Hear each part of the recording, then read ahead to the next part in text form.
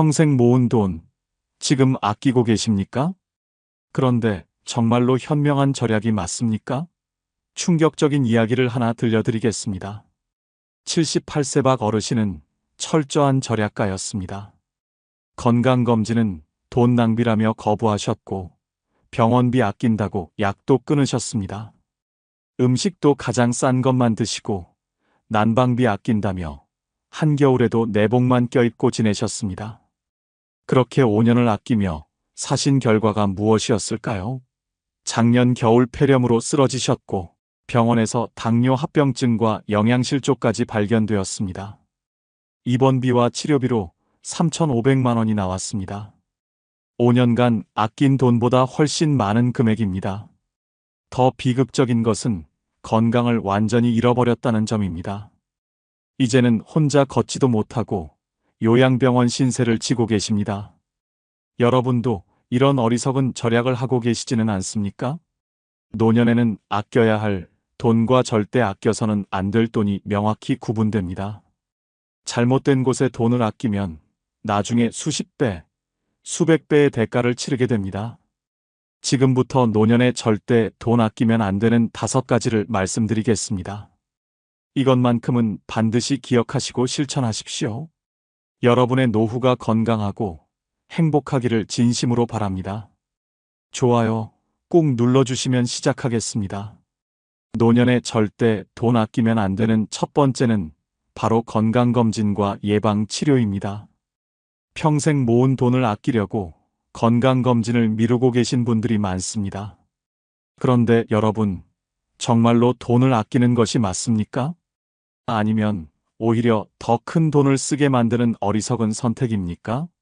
결론부터 말씀드리면 건강검진을 미루는 것은 가장 어리석은 절약입니다. 작은 돈을 아끼려다 나중에 수천만 원을 쓰게 되는 최악의 선택이 됩니다. 건강검진 비용이 부담스러워서 몇 년째 받지 않고 계십니까? 몸이 조금 불편해도 그냥 참고 지나가면 되겠지 하고 생각하십니까? 이것이야말로 독이 든 절약입니다. 나이가 들면 몸속에서 조용히 병이 자라고 있어도 증상이 나타나지 않는 경우가 많습니다. 암, 당뇨, 고혈압, 심장질환 등 중증 질환들은 초기에는 아무런 신호를 보내지 않습니다. 통계를 보면 더욱 명확해집니다. 국립암센터 자료에 따르면 암을 조기에 발견하면 치료비가 평균 500만 원에서 1,000만 원 정도 듭니다. 하지만 말기에 발견하면 치료비가 3,000만 원에서 5,000만 원까지 올라갑니다. 게다가 조기 발견 시 생존율은 90%가 넘지만 말기 발견 시에는 20%도 안 됩니다. 몇십만 원 아끼려다 목숨까지 잃을 수 있다는 뜻입니다. 예방주사도 마찬가지입니다. 독감 예방접종, 폐렴구균 백신, 대상포진 예방접종 등을 돈 아깝다고 안 맞으시는 분들이 계십니다. 하지만 걸리고 나면 어떻게 됩니까? 독감으로 입원하면 100만 원 이상 들어갑니다. 폐렴에 걸리면 치료비가 수백만 원입니다. 대상포진은 한 번 걸리면 극심한 통증으로 몇 달을 고생하고 치료비도 만만치 않습니다. 실제 사례를 들려드리겠습니다. 75세이신 한 어르신은 건강검진 비용이 아깝다며 5년 동안 한 번도 받지 않으셨습니다. 매년 30만 원 정도 드는 종합검진이 부담스럽다는 이유였습니다. 그러다가 작년에 갑자기 배가 아파서 병원에 가셨는데 대장암 3기 판정을 받으셨습니다. 이미 암이 상당히 진행된 상태였습니다. 수술과 항암 치료를 받으시면서 지금까지 4천만 원 넘게 들어갔습니다. 그것도 건강보험 적용받고 나서의 금액입니다. 한 어르신은 병상에서 눈물을 흘리며 후회하셨습니다. 150만 원 아끼려다 4천만 원을 쓰게 되었고 건강도 잃고 남은 삶의 질도 형편없어졌다고 말입니다. 만약 정기적으로 검진을 받았다면 조기에 발견해서 간단한 수술로 완치될 수 있었을 것입니다. 치과 치료도 절대 미루면 안 됩니다. 이가 안 좋으면 제대로 씹어먹지 못하고 영양 상태가 나빠지며 전신 건강까지 악화됩니다. 충치 하나 떼우는데 10만 원 아깝다고 방치하면 나중에 임플란트로 200만 원 넘게 쓰게 됩니다. 잇몸 치료를 미루면 이가 빠지고 틀니를 해야 하는데 그 비용이 수백만 원입니다. 안과 검진도 마찬가지입니다. 백내장이나 녹내장은 조기에 발견하면 간단한 치료로 해결됩니다. 하지만 방치하면 실명할 수도 있습니다. 한 번 잃은 시력은 돌이킬 수 없습니다. 돈으로도 살 수 없습니다. 여러분, 명심하십시오. 건강검진과 예방치료는 소비가 아니라 투자입니다. 미래의 큰 지출을 막아주는 가장 현명한 지출입니다. 건강을 잃으면 아무리 많은 돈이 있어도 소용없습니다. 지금 당장 미뤄둔 건강검진 예약하시고 필요한 예방접종 받으십시오. 여러분의 건강이 곧 여러분의 재산입니다. 건강에 쓰는 돈은 절대 아까워하지 마십시오. 노년에 절대 돈 아끼면 안 되는 두 번째는 바로 영양관리와 식사입니다. 여러분은 지금 무엇을 드시고 계십니까? 값싼 식재료로 대충 끼니를 때우고 계시지는 않습니까? 많은 어르신들이 식비를 가장 먼저 줄입니다. 하지만 이것은 건강을 팔아서 돈을 버는 최악의 선택입니다. 나이가 들수록 영양 상태가 면역력과 체력을 결정합니다. 제대로 먹지 못하면 몸이 무너지고 몸이 무너지면 병원비로 훨씬 더 많은 돈이 나갑니다. 노인들이 가장 흔히 하는 실수가 무엇인지 아십니까? 밥값 아낀다고 라면이나 즉석식품으로 끼니를 때우는 것입니다. 과일이나 채소는 비싸다며 거의 먹지 않고 고기나 생선도 가격 때문에 피합니다. 그러다 보면 단백질 부족으로 근육이 빠지고 비타민 결핍으로 각종 질병에 노출됩니다. 통계가 이를 증명합니다. 보건복지부 조사에 따르면 65세 이상 노인의 42%가 영양 불균형 상태이며 이 중 절반 이상이 경제적 이유로 제대로 된 식사를 하지 못한다고 답했습니다.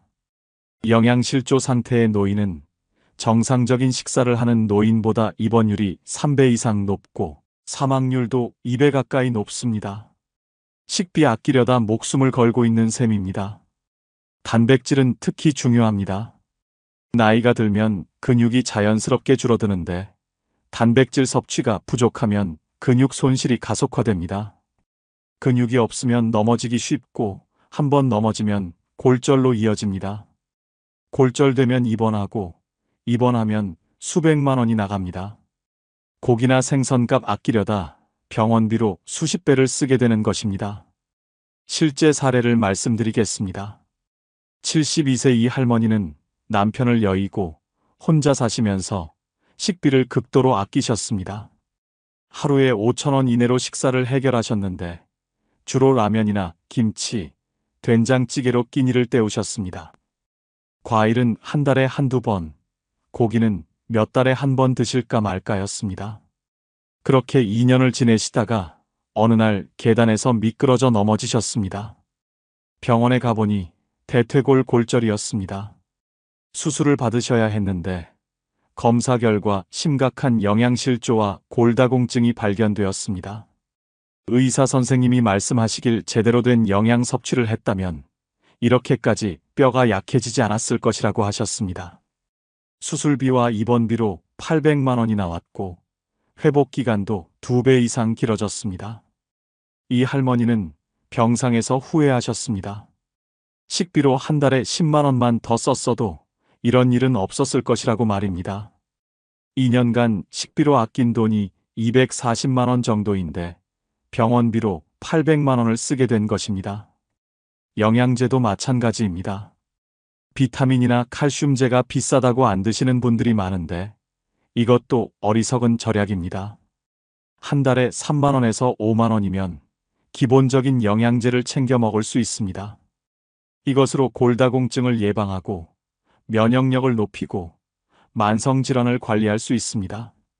신선한 식재료에 투자하십시오. 제철 과일과 채소를 충분히 드시고 단백질 섭취를 위해 고기, 생선, 계란, 두부를 자주 드십시오. 하루 3끼를 제대로 챙겨 드시는 것이 가장 확실한 건강 투자입니다. 식비 아낀다고 컵라면으로 끼니 때우지 마십시오. 그것은 절약이 아니라 자살 행위입니다. 지금 당장 냉장고를 열어보십시오. 신선한 식재료로 가득 차 있습니까? 아니라면 오늘부터라도 장을 보러 가십시오. 여러분의 식탁이 여러분의 수명을 결정합니다. 식비만큼은 절대 아끼지 마십시오. 노년에 절대 돈 아끼면 안 되는 세 번째는 바로 주거 환경과 안전 설비입니다. 여러분이 사시는 집은 안전합니까? 아니면 사고가 일어나기를 기다리는 위험한 공간입니까? 많은 어르신들이 집 수리나 안전, 설비에 돈 쓰는 것을 아까워합니다. 하지만 낡은 집에서 버티다가 큰 사고를 당하면 그때는 이미 늦습니다. 한 번의 낙상 사고가 평생을 휠체어 신세로 만들 수 있습니다. 노인 사망원 중 낙상 사고가 몇 번째인지 아십니까? 질병관리청 통계에 따르면 65세 이상 노인 사고 사망 원인 1위가 바로 낙상입니다. 매년 3만 명 이상의 노인이 낙상으로 병원에 실려가며 이 중 15%는 사망에 이릅니다. 더 충격적인 것은 낙상 사고의 70% 이상이 집 안에서 발생한다는 사실입니다.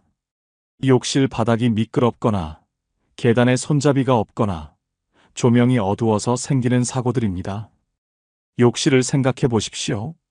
바닥이 미끄러워도 그냥 조심하면 된다고 생각하십니까? 절대 그렇지 않습니다. 나이가 들면 균형 감각이 떨어지고 반사신경이 둔해집니다. 아무리 조심해도 한순간의 실수로 크게 다칠 수 있습니다. 미끄럼 방지 매트 깔고 안전 손잡이 설치하는데 30만 원에서 50만 원이면 충분합니다. 이 돈이 아깝습니까? 계단도 마찬가지입니다.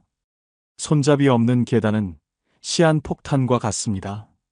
계단 손잡이 설치하는데 20만 원에서 40만 원 정도면 됩니다. 이것으로 여러분의 목숨을 지킬 수 있습니다. 조명도 중요합니다. 어두운 곳에서 넘어지는 사고가 얼마나 많은지 아십니까? 센서 등을 설치하면 밤에 화장실 가는 길도 안전해집니다. 보일러와 전기시설도 점검해야 합니다. 낡은 보일러는 일산화탄소 중독 위험이 있고 노후된 전선은 화재로 이어질 수 있습니다. 정기적인 점검과 교체가 필수입니다. 돈 아낀다고 고장난 보일러를 계속 쓰다가 큰 사고가 나면 어떻게 하시겠습니까? 실제로 제가 아는 69세 김어르신의 이야기입니다.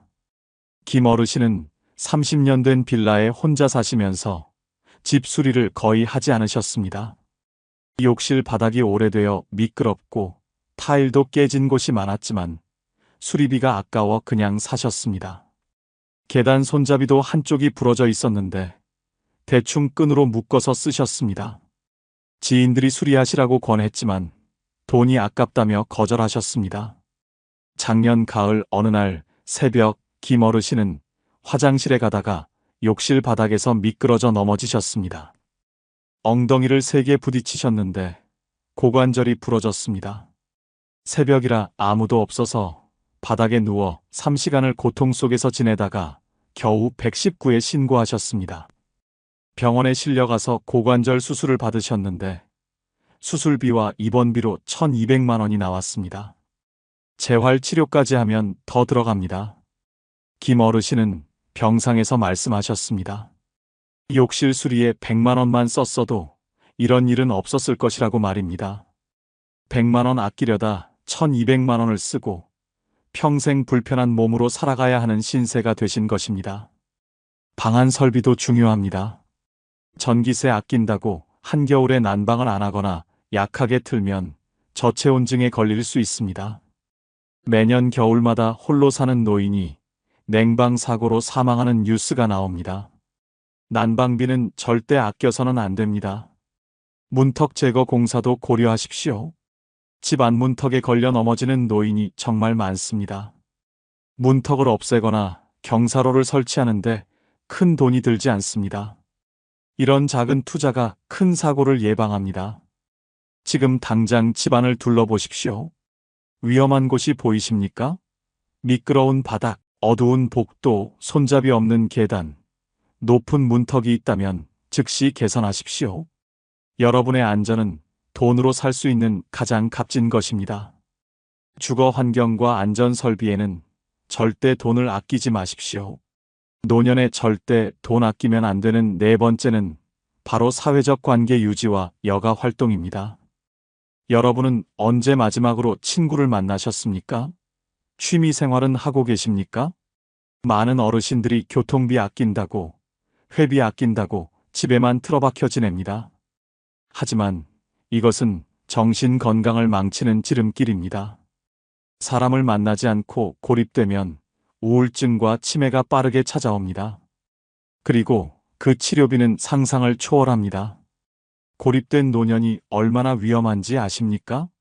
서울대학교 의과대학 연구팀의 조사에 따르면 사회적 고립 상태에 있는 노인은 활발한 사회활동을 하는 노인보다 치매 발생률이 2.5배 높고 우울증 발생률은 3배 이상 높습니다. 더 충격적인 것은 사회적 관계가 단절된 노인의 사망률이 그렇지 않은 노인보다 50%나 높다는 사실입니다. 친구 한 번 만나는 비용이 아깝다고 집에만 있다가 수명까지 단축되는 것입니다. 교통비를 생각해 보십시오. 버스비 1,500원이 아까워서 친구 만나는 약속을 취소하신 적이 있으십니까? 한 달에 교통비로 5만 원만 쓰면 일주일에 한두 번은 외출할 수 있습니다. 이 돈으로 친구도 만나고 복지관도 가고 문화센터도 다닐 수 있습니다. 이것이 바로 정신 건강에 대한 투자입니다. 경로당이나 복지관 회비도 마찬가지입니다. 한 달에 1만 원에서 2만 원 정도면 다양한 프로그램에 참여할 수 있습니다. 운동교실, 노래교실, 미술교실 등 취미 활동을 하면서 새로운 친구도 사귈 수 있습니다. 이 돈이 아깝습니까? 절대 아닙니다. 이것은 치매와 우울증을 예방하는 가장 확실한 방법입니다. 문화생활도 중요합니다. 영화 한 편 보는데 7,000원이 아까워서 몇 년째 극장에 안 가신 분들이 많습니다. 하지만 영화 보고, 공연 보고, 전시회 가는 것이 얼마나 중요한지 아십니까? 문화활동은 뇌를 자극하고 감성을 풍부하게 하며 삶의 활력을 불어넣습니다. 실제 사례를 들려드리겠습니다. 74세 최할아버지는 아내를 여의고 혼자 사시게 되었습니다. 연금으로 생활하시면서 모든 지출을 최소화하셨습니다. 친구들이 만나자고 연락해도 식사비와 교통비가 부담되어 거절하셨습니다. 경로당 회비 2만 원도 아까워서 등록하지 않으셨습니다. TV만 보면서 집에만 계시는 날이 계속되었습니다. 처음 몇 달은 괜찮았지만 시간이 지나면서 말수가 줄어들고 의욕이 없어지셨습니다. 밤에 잠도 제대로 못 주무시고 식욕도 떨어지셨습니다. 1년쯤 지나자 자녀가 방문했을 때 최 할아버지의 상태가 심각하다는 것을 알았습니다. 병원에 모시고 가니 중증 우울증 진단을 받으셨습니다. 정신과 치료를 시작하셨는데 약값과 상담료로 한 달에 30만 원씩 나갔습니다. 1년 동안 360만 원이 들어간 것입니다. 최 할아버지는 자녀에게 말씀하셨습니다. 친구들 만나고 경로당 다니는데 한 달에 10만 원만 썼어도 이렇게 되지 않았을 것이라고 말입니다. 1년간 120만 원 아끼려다가 우울증 치료비로 360만 원을 쓰게 된 것입니다. 게다가 잃어버린 1년의 행복한 시간은 돈으로도 되돌릴 수 없습니다. 운동 프로그램도 참여하십시오. 수영장이나 헬스장 회원권이 부담스러우면 공공체육시설을 이용하십시오.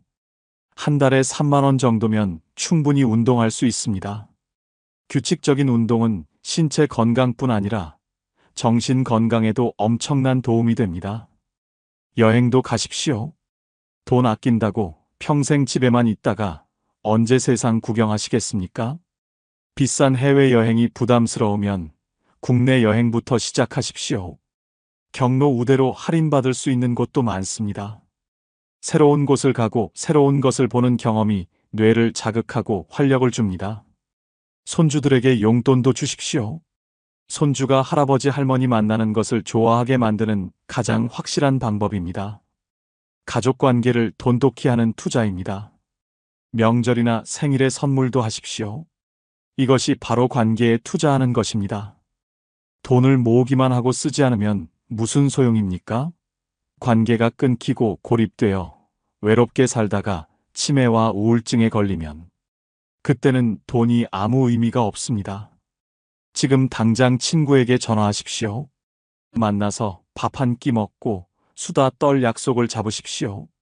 사회적 관계와 여가 활동에는 절대 돈을 아끼지 마십시오.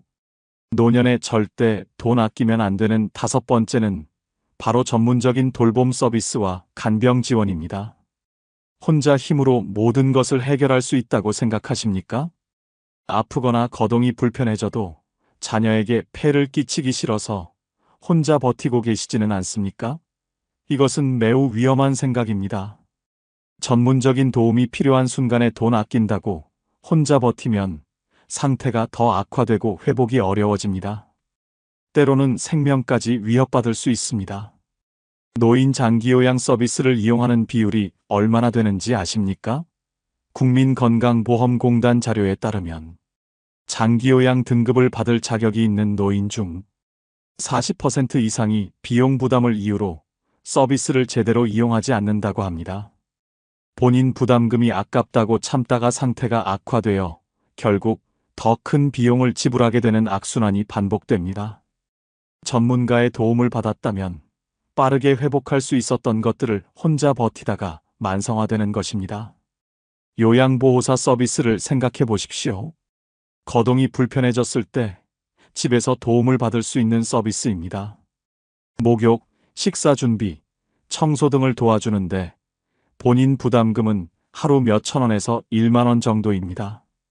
이 돈이 아까워서 더러운 옷을 그대로 입고 제대로 씻지도 못하고 낙상 위험을 감수하면서 혼자 모든 것을 하시겠습니까?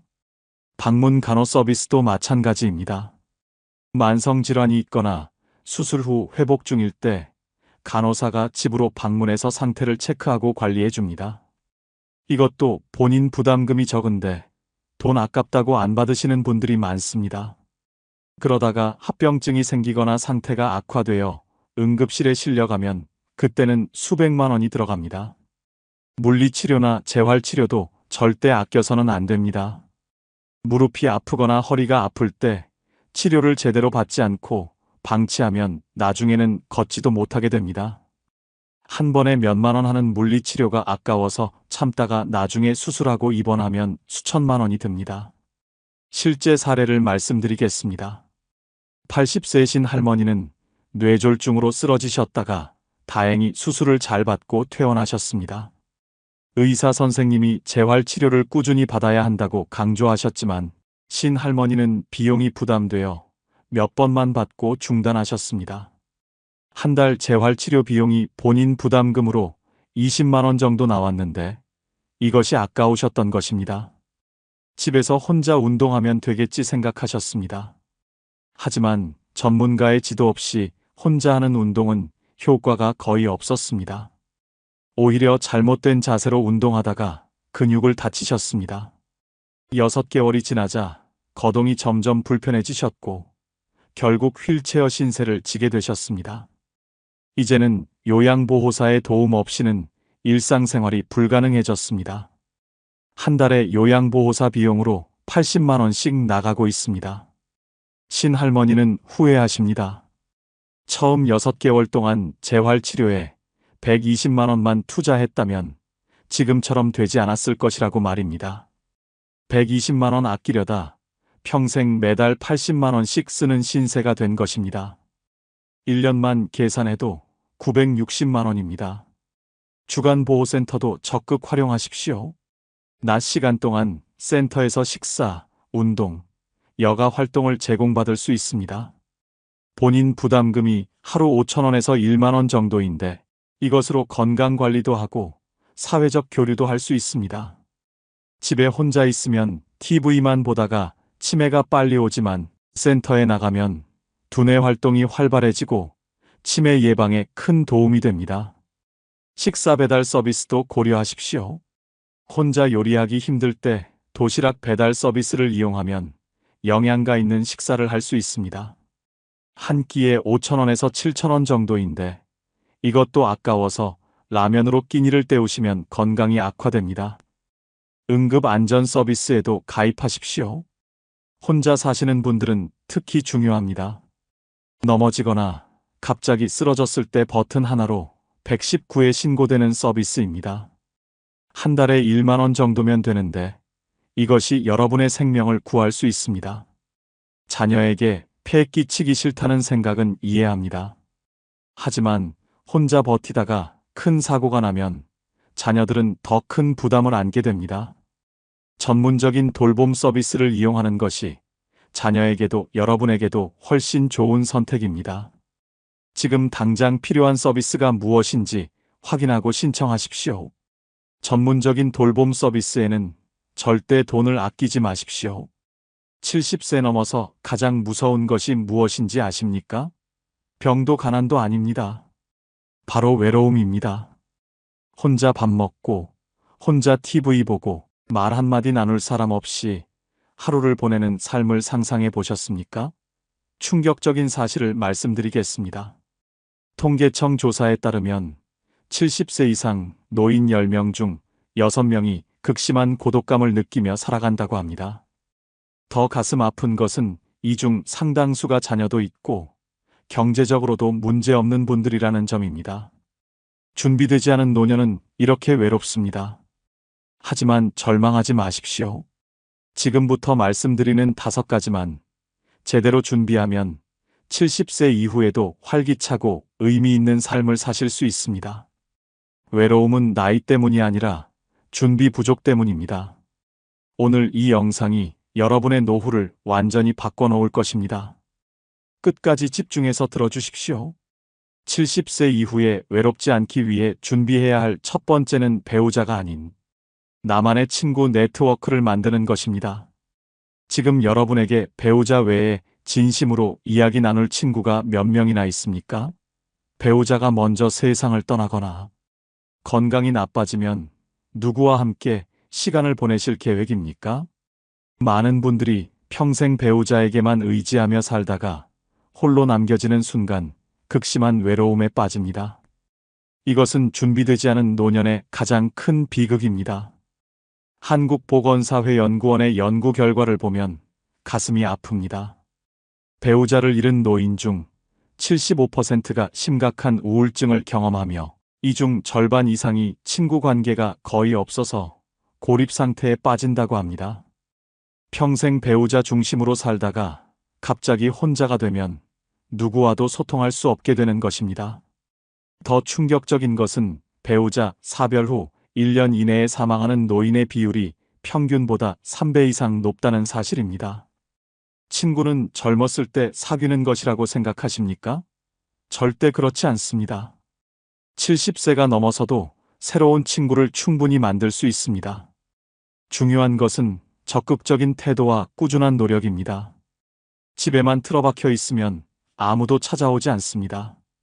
경로당이나 복지관을 활용하십시오. 처음 가는 것이 어색하고 부담스러우십니까? 모든 사람이 처음에는 그렇습니다. 하지만 용기 내서 나가야 합니다. 경로당에 나가면 비슷한 나이의 사람들을 만날 수 있고 함께 운동하고 식사하면서 자연스럽게 친해집니다. 취미 활동을 통해서도 친구를 만들 수 있습니다. 노래 교실, 서예 교실, 댄스 교실 등 관심 있는 분야의 강좌에 등록하십시오. 같은 취미를 가진 사람들과는 대화 주제도 풍부하고 금방 친해질 수 있습니다.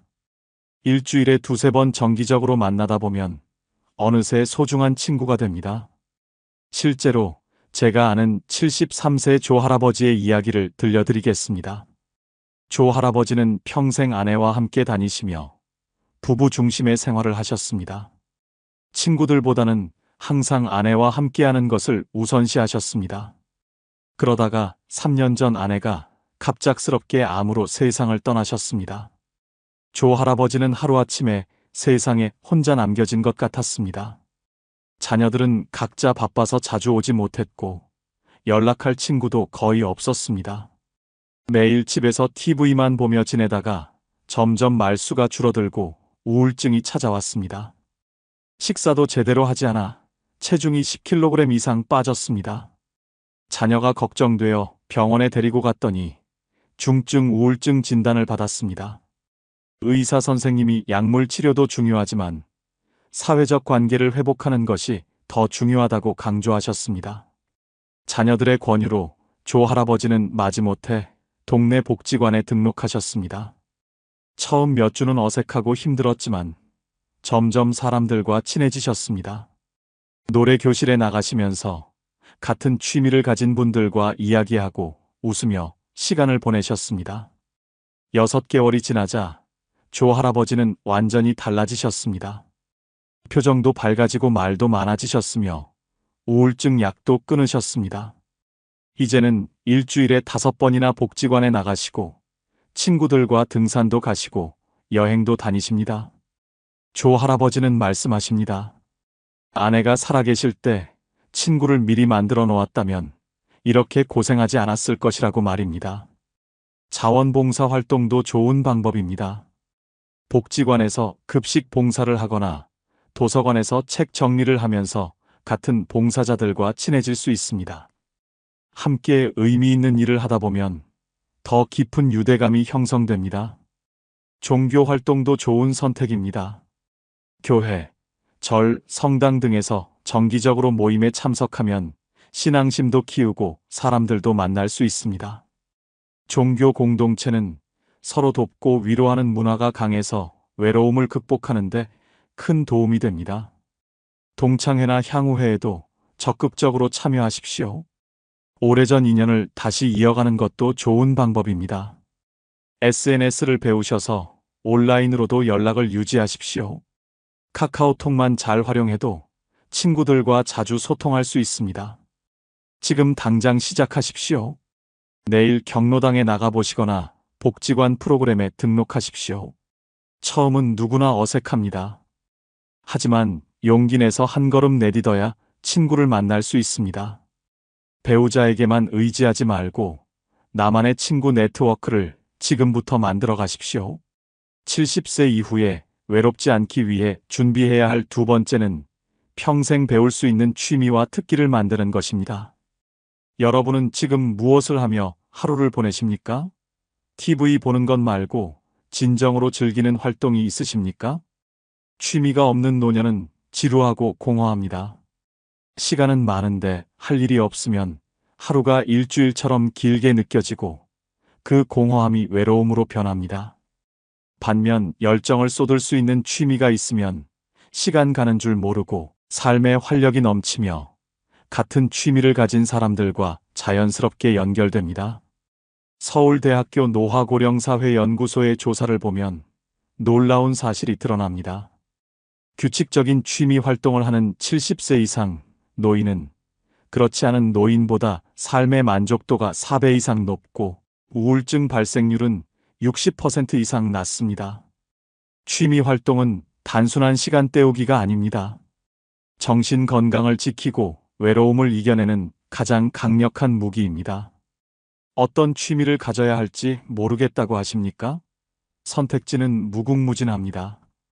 중요한 것은 나이 들어서도 계속할 수 있고 실력이 쌓일수록 더 재미있어지는 활동을 선택하는 것입니다.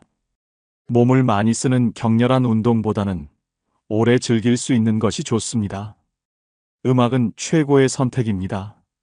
노래 부르기, 악기 연주하기는 나이와 상관없이 평생 즐길 수 있습니다. 하모니카, 우쿨렐레 같은 악기는 배우기 쉽고 휴대하기 편해서 노인들에게 인기가 많습니다. 노래방에 가서 친구들과 노래 부르는 것도 훌륭한 취미입니다. 음악은 두뇌를 자극하고 감정을 풍부하게 하며 스트레스를 해소합니다. 그림 그리기나 서예도 좋습니다. 붓을 잡고 집중하는 시간은 명상과 같은 효과가 있습니다. 실력이 늘면서 작품이 완성되는 즐거움은 큰 성취감을 줍니다. 전시회에 출품하거나 친구들과 작품을 나누는 재미도 있습니다. 정원 가꾸기나 화초 키우기는 생명을 돌보는 활동입니다.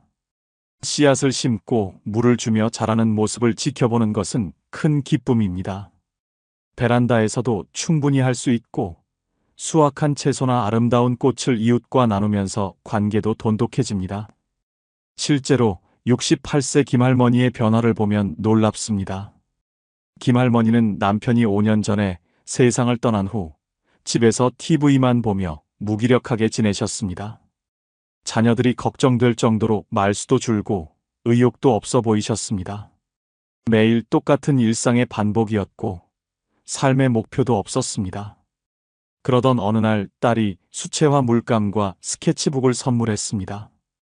어릴 적 그림 그리기를 좋아했던 것을 기억해서 권해본 것입니다. 처음에는 시큰둥하셨지만 한번 붓을 잡으니 옛날 기억이 되살아났습니다. 유튜브를 보며 독학으로 시작하셨는데 점점 빠져드셨습니다. 하루에 몇 시간씩 그림을 그리며 시간 가는 줄 몰랐습니다. 복지관에서 수채화 강좌가 있다는 것을 알고 등록하셨습니다. 그곳에서 같은 취미를 가진 할머니들을 만나 친구가 되셨습니다. 함께 야외 스케치를 나가고 작품을 품평하며 전시회도 관람했습니다. 1년 후 김할머니의 모습은 완전히 달라졌습니다. 표정이 밝아지고 말도 많아지셨으며 매일 아침 일어나는 것이 즐거워졌습니다. 그림이라는 취미가 생기면서 삶의 목적이 생긴 것입니다. 이제는 손주들에게 그림을 그려주시고 친구 생일에 초상화를 선물하시며 복지관 전시회에도 출품하십니다. 김할머니는 말씀하십니다. 그림이 인생의 후반부를 완전히 바꿔놓았다고 말입니다. 사진 촬영도 멋진 취미입니다. 스마트폰만 있으면 시작할 수 있고 산책하면서 아름다운 풍경을 담는 재미가 있습니다. SNS에 올리면 사람들과 소통도 할 수 있습니다. 글쓰기나 독서도 훌륭합니다. 자서전을 쓰거나 손주들에게 편지를 쓰는 것도 의미 있는 활동입니다. 독서 모임에 참여하면 책을 읽고 토론하면서 지적 자극도 받고 친구도 사귈 수 있습니다. 요리나 제과도 좋은 선택입니다. 새로운 레시피에 도전하고 가족이나 친구에게 대접하는 즐거움이 있습니다. 유튜브에 요리 영상도 많아서 배우기 쉽습니다. 등산이나 걷기 같은 운동도 훌륭한 취미입니다. 등산 동호회에 가입하면 정기적으로 산에 오르면서 건강도 챙기고 친구도 사귈 수 있습니다. 만보기를 차고 매일 걷기 목표를 세우는 것도 좋습니다. 바둑이나 장기 같은 두뇌 게임도 추천합니다. 경로당에 가면 바둑 두는 분들이 많습니다. 함께 두면서 자연스럽게 대화하고 친해집니다. 지금 당장 시작하십시오. 관심 있는 분야의 강좌를 찾아보시고 등록하십시오. 처음부터 잘할 필요 없습니다. 서툴러도 괜찮습니다. 중요한 것은 즐기는 마음과 꾸준함입니다. 취미가 있으면 외롭지 않습니다. 평생 배우고 성장할 수 있는 나만의 특기를 지금부터 만들어 가십시오. 70세 이후에 외롭지 않기 위해 준비해야 할 세 번째는 디지털 소통 능력을 익히는 것입니다. 스마트폰을 제대로 활용하고 계십니까? 아니면 전화 받는 것 외에는 거의 사용하지 않으십니까? 많은 어르신들이 디지털 기기를 어려워하며 멀리합니다. 하지만 이것은 현대 사회에서 스스로를 고립시키는 선택입니다. 요즘 세상은 온라인으로 연결되어 있습니다. 디지털 소통 능력이 없으면 자녀, 손주, 친구들과의 연결고리가 약해지고 점점 외로워집니다. 한국정보화진흥원의 조사 결과는 충격적입니다. 70세 이상 노인 중 스마트폰을 적극적으로 활용하는 사람은 28%에 불과하며 나머지 72%는 기본 기능조차 제대로 사용하지 못한다고 합니다. 더 심각한 것은 디지털 소외로 인한 고립감이 우울증과 직접적인 연관이 있다는 점입니다. 디지털 소통 능력이 있는 노인과 없는 노인의 사회적 연결망. 크기가 3배 이상 차이 난다는 연구 결과도 있습니다. 카카오톡만 잘 사용해도 세상이 달라집니다. 자녀들은 바빠서 자주 전화하기 어렵지만 카톡으로는 수시로 안부를 물을 수 있습니다. 손주들도 전화보다는 메시지로 소통하는 것을 편하게 느낍니다. 사진을 보내고 받으면서 서로의 일상을 공유할 수 있습니다. 카톡 단체방을 만들면 가족들과 실시간으로 대화할 수 있고 멀리 떨어져 있어도 가까이 느껴집니다. 영상통화는 더욱 강력합니다. 얼굴을 보며 이야기하면 전화보다 훨씬 친밀감이 느껴집니다. 해외에 있는 자녀나 손주와도 무료로 얼굴 보며 대화할 수 있습니다. 명절에 직접 만나지 못해도 영상통화로 함께 식사하는 것처럼 느낄 수 있습니다. 유튜브도 배우십시오. TV보다 훨씬 다양하고 재미있는 콘텐츠가 있습니다.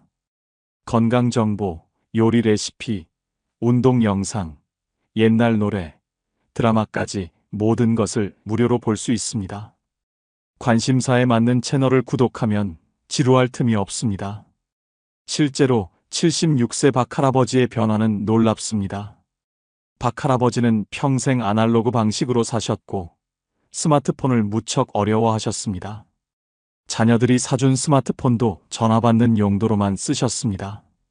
자녀들은 바빠서 일주일에 한두 번 전화하는 것이 전부였고 손주들은 거의 연락이 없었습니다. 박할아버지는 점점 외로워지셨고 자녀들과 소원해진다고 느끼셨습니다. 그러던 중 복지관에서 무료 스마트폰 교육이 있다는 것을 알고 등록하셨습니다. 처음 몇 주는 너무 어려워서 포기하고 싶으셨지만 선생님과 동료 수강생들의 도움으로 조금씩 배워나가셨습니다. 카카오톡 사용법을 익히고 나서 가족 단체방을 만들었습니다. 처음에는 서툴렀지만 매일 연습하셨습니다. 아침에 일어나면 가족방에 인사를 올리고 산책하면서 찍은 사진을 공유하셨습니다.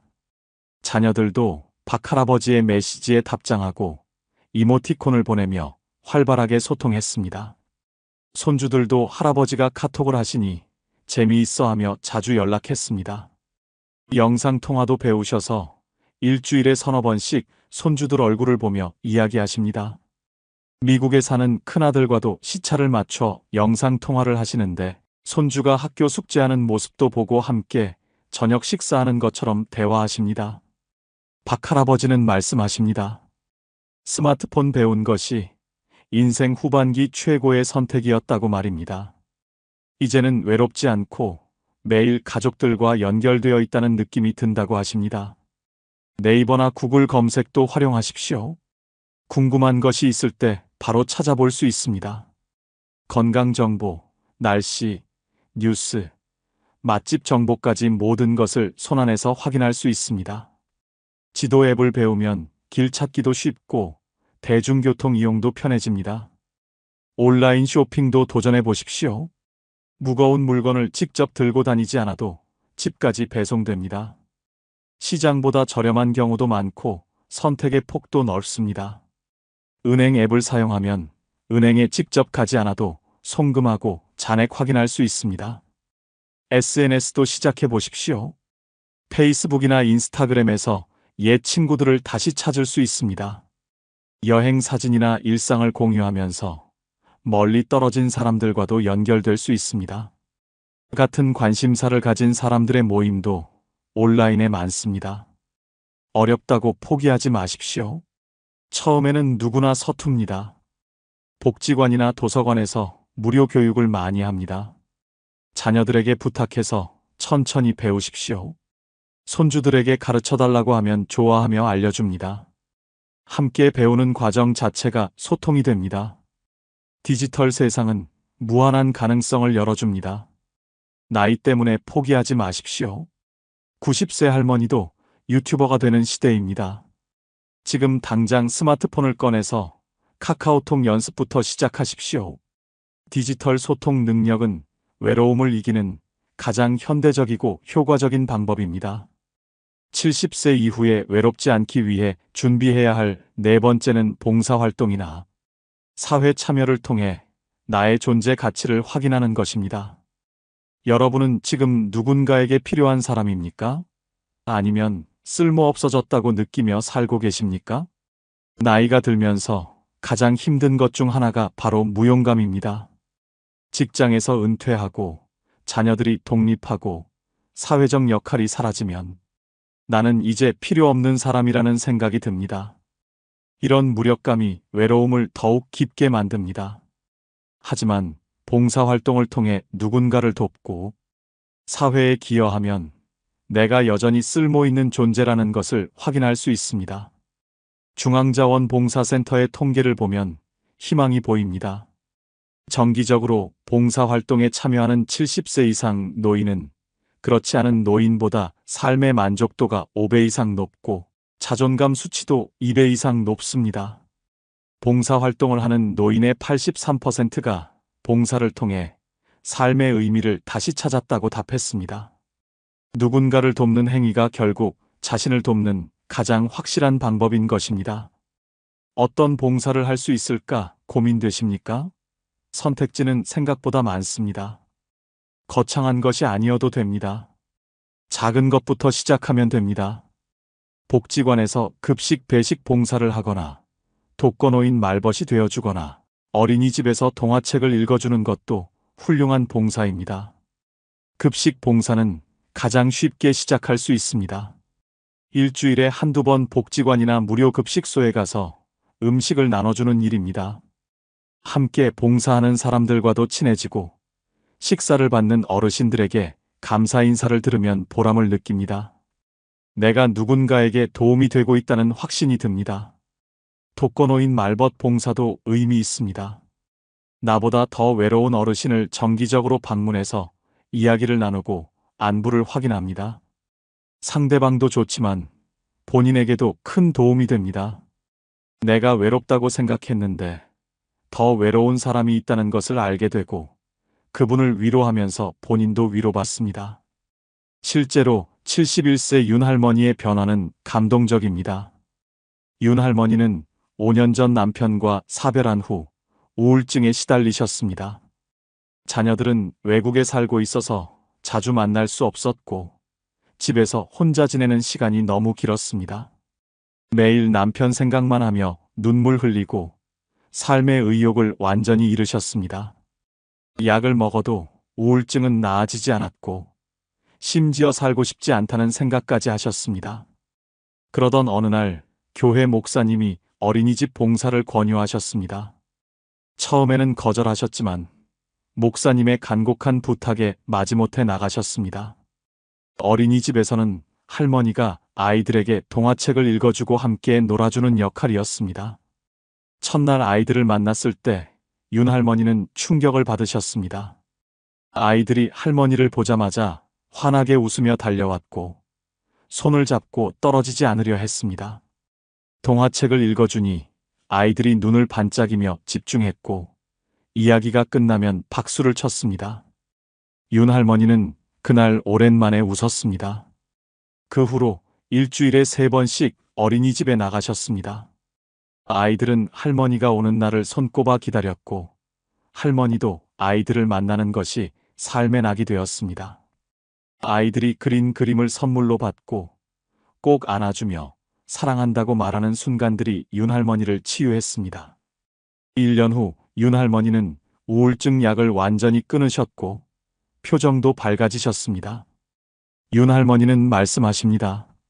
아이들이 나를 필요로 하고 내가 아이들에게 행복을 줄 수 있다는 사실이 삶의 이유가 되었다고 말입니다. 봉사활동이 우울증을 이기고 다시 살아갈 힘을 준 것입니다. 환경 정화 활동도 좋습니다. 동네 공원이나 하천을 청소하는 봉사에 참여하면 건강도 챙기고 환경도 지킬 수 있습니다. 함께하는 사람들과 친해지는 것은 덤입니다. 도서관 봉사도 추천합니다. 책 정리, 대출 도움, 책 읽어주기 등 다양한 역할이 있습니다. 조용한 환경에서 의미 있는 일을 하며 보람을 느낄 수 있습니다. 재능 기부도 멋진 선택입니다. 평생 쌓아온 경험과 지식을 나눌 수 있습니다. 요리를 잘하시면 요리 교실을 열고, 악기를 다루시면 연주를 가르치고, 바느질을 잘하시면 옷수선을 도와줄 수 있습니다. 여러분의 특기가 누군가에게는 큰 도움이 됩니다. 멘토링 봉사도 있습니다. 청소년들에게 인생 선배로서 조언하고 격려하는 역할입니다. 젊은이들이 어르신의 경험담을 듣고 감사해하는 모습을 보면 큰 보람을 느낍니다. 교통안전 봉사나 학교 앞 녹색 어머니 활동도 할 수 있습니다. 아이들의 안전을 지키는 중요한 역할입니다. 아이들이 인사하고 지나가는 모습을 보면 하루가 즐겁습니다. 지금 당장 가까운 자원봉사센터에 연락하십시오. 본인에게 맞는 봉사활동을 찾아보십시오. 누군가를 돕는 것은 결국 나를 돕는 일입니다. 봉사를 통해 존재 가치를 확인하고 외로움을 이겨내십시오. 여러분은 70년을 살면서 뭘 얻었습니까? 남들 눈치 보느라 행복했습니까? 70년 동안 착하게 살았는데 남은 게 뭡니까? 아무것도 없습니다. 다 부질없습니다. 체면 지킨다고 하고 싶은 것도 못했습니다. 남들이 뭐라고 할까봐 먹고 싶은 것도 못 먹었습니다. 창피하다고 입고 싶은 것도 못 입었습니다. 그렇게 70년을 살았는데 누가 알아줍니까? 아무도 모릅니다. 이제 깨달았습니다. 남 눈치 보며 사는 건 바보짓이라는 걸 말입니다. 70이 넘으면 남은 인생 얼마 안 남았습니다. 그 짧은 시간마저 남 눈치 보며 살 겁니까? 절대 안 됩니다. 지금부터 말씀드릴 방법대로 사십시오. 남 눈치 버리고 하고 싶은 대로 사십시오. 70부터는 완전히 다르게 살아야 합니다. 남은 인생, 여러분 마음대로 사십시오. 먼저 좋아요 눌러주세요. 70부터는 싫은 사람 만나지 마십시오. 이게 첫 번째입니다. 여러분은 아직도 싫은 사람을 억지로 만나고 계십니까? 불편한 친척, 자랑만 하는 친구, 무시하는 동창, 이런 사람들과 의무적으로 어울리십니까? 이제 그만하십시오. 70이 넘으면 싫은 사람 만날 시간이 없습니다. 평생 참았습니다. 어른이니까 예의상, 체면상, 이런 이유로 싫은 사람도 만났습니다. 웃으며 견뎠습니다. 하지만 스트레스였습니다. 집에 오면 피곤했습니다. 왜 이렇게 살았을까요? 남 눈치 봤기 때문입니다. 대전 유성구에 사시는 조모 씨, 72세 어르신의 통쾌한 이야기입니다. 조 씨는 평생 의무적인 만남을 지켰습니다. 싫은 친척 모임도 빠지지 않고 나갔습니다. 자랑만 하는 동창회도 참석했습니다. 무시하는 친구도 만났습니다. 착한 사람으로 살려고 노력했습니다. 그런데 70세 생일날 조 씨는 깨달았습니다. 이 사람들 중에 진짜 나를 위하는 사람이 있나, 내가 아파도 찾아올 사람이 있나 생각해보니 한 명도 없었습니다. 다 거칠애였습니다. 의무였습니다. 진짜 친구가 아니었습니다. 조 씨는 결심했습니다. 70부터는 싫은 사람 안 만나겠다고 마음먹었습니다. 친척 모임 초대가 왔습니다. 조 씨는 거절했습니다. 바쁘다고, 몸이 안 좋다고 핑계대지 않았습니다. 솔직하게 말했습니다. 가기 싫다고, 앞으로 안 나가겠다고 말했습니다. 친척들이 발끈했습니다. 무례하다고, 버릇없다고 비난했습니다. 조 씨는 개의치 않았습니다. 뭐라고 하든 상관없었습니다. 자기 인생입니다. 자기 마음대로 살기로 했습니다. 동창회도 그만두었습니다. 30년 다닌 동창회였습니다. 하지만 만날 때마다 스트레스였습니다. 자랑 듣기 싫었습니다. 비교당하기 싫었습니다. 조 씨는 탈퇴했습니다. 동창들이 섭섭하다고 했습니다. 조 씨는 미안하지 않았습니다. 지금 조 씨는 정말 만나고 싶은 사람들만 만납니다. 편한 친구 서너 명, 이 사람들과만 어울립니다. 스트레스가 없습니다. 만남이 즐겁습니다. 집에 와도 피곤하지 않습니다. 조 씨는 말합니다. 70이 넘으면 싫은 사람 만나지 말라고, 시간 아깝다고 말입니다. 여러분은 어떻습니까? 아직도 싫은 사람을 억지로 만나십니까? 만나고 나면 피곤합니까? 스트레스 받습니까? 그렇다면 이제 그만 만나십시오. 의무감으로 만나지 마십시오. 거절하십시오. 가기 싫은 모임은 거절하십시오. 핑계 대지 마십시오. 솔직하게 말하십시오. 가기 싫다고, 불편하다고 말하십시오. 상대가 화내도 괜찮습니다. 친척 모임 나가지 마십시오. 의무적인 친척 모임 필요 없습니다. 진짜 친한 친척만 만나십시오. 피 한 방울 섞였다고 평생 의무감 가질 필요 없습니다. 동창회 그만두십시오. 자랑만 하고 비교만 하는 동창회 필요 없습니다. 진짜 친구는 동창회밖에 있습니다. 동창이라고 다 친구는 아닙니다. 무시하는 친구 정리하십시오. 여러분을 무시하는 친구 왜 만납니까? 그런 사람은 친구가 아닙니다. 과감히 정리하십시오. 연락 끊으십시오. 불편한 사람 피하십시오. 만나면 기분 나쁜 사람 있습니까? 피하십시오. 같은 경로당 다니면 시간 바꾸십시오. 같은 복지관 다니면 다른 프로그램 선택하십시오. 나쁜 사람으로 보여도 괜찮습니다. 싫은 사람 안 만난다고 나쁜 사람 아닙니다. 오히려 솔직한 사람입니다. 착한 척하는 게 더 나쁩니다. 남은 시간 아까워하십시오. 70이 넘으면 남은 시간이 얼마 없습니다. 그 소중한 시간을 싫은 사람에게 낭비하지 마십시오. 좋아하는 사람과 보내십시오. 좋아하는 사람들과만 어울리십시오. 편한 사람, 웃게 만드는 사람, 위로되는 사람, 이런 사람들과만 시간을 보내십시오. 인생이 행복해집니다. 70부터는 선택하십시오. 누구를 만날지 여러분이 정하십시오. 의무도 없고 강요도 없습니다. 여러분 마음입니다. 싫은 사람 만나지 마십시오. 인생이 너무 짧습니다. 70부터는 하기 싫은 일 거절하십시오. 이게 두 번째입니다. 여러분은 아직도 안 하고 싶은 일을 억지로 하십니까?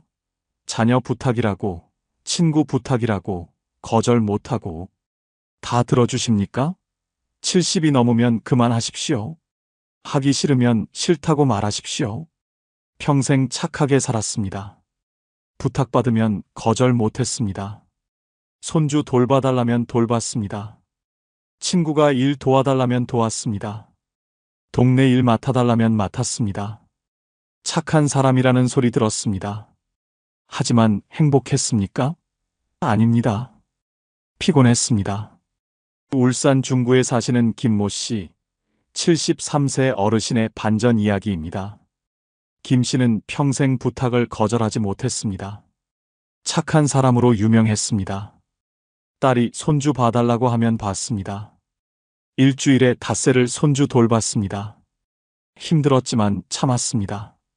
친구가 이사 도와달라고 하면 도왔습니다.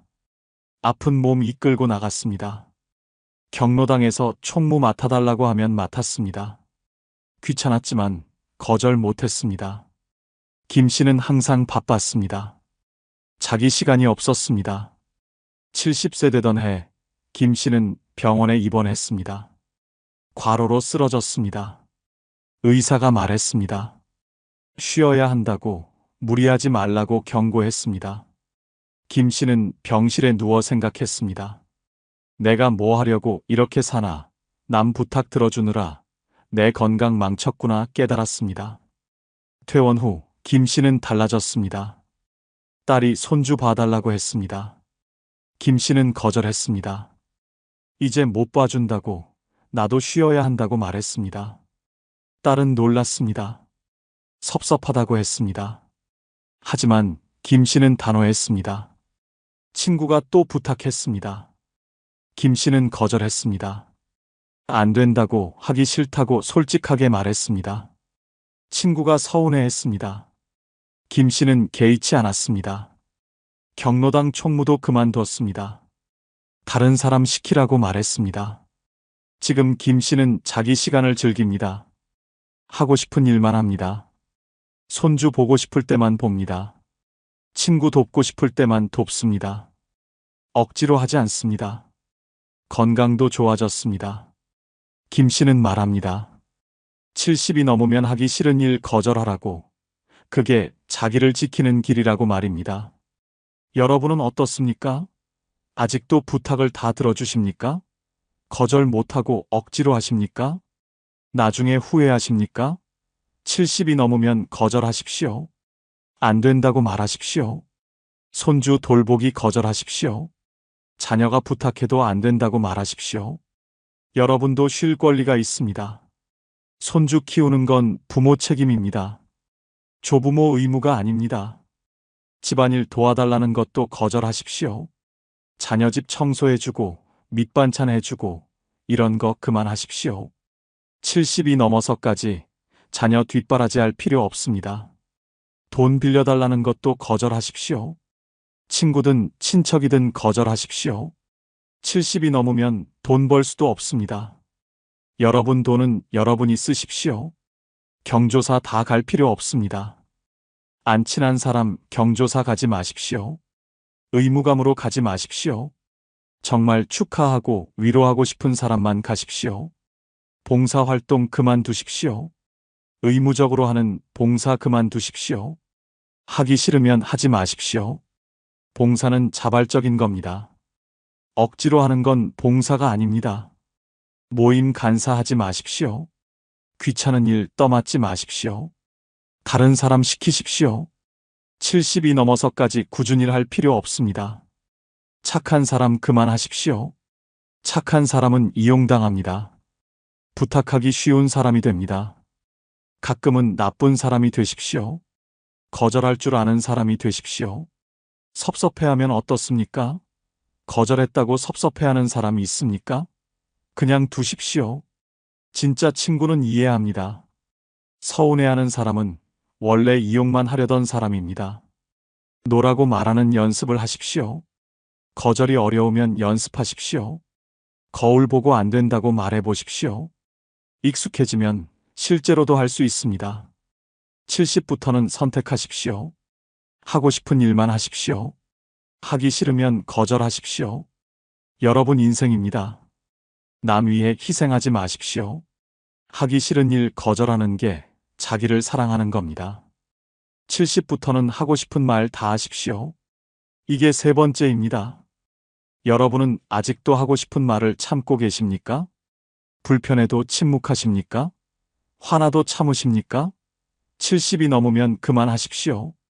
하고 싶은 말 다 하십시오. 참다가 죽지 마십시오. 평생 참았습니다.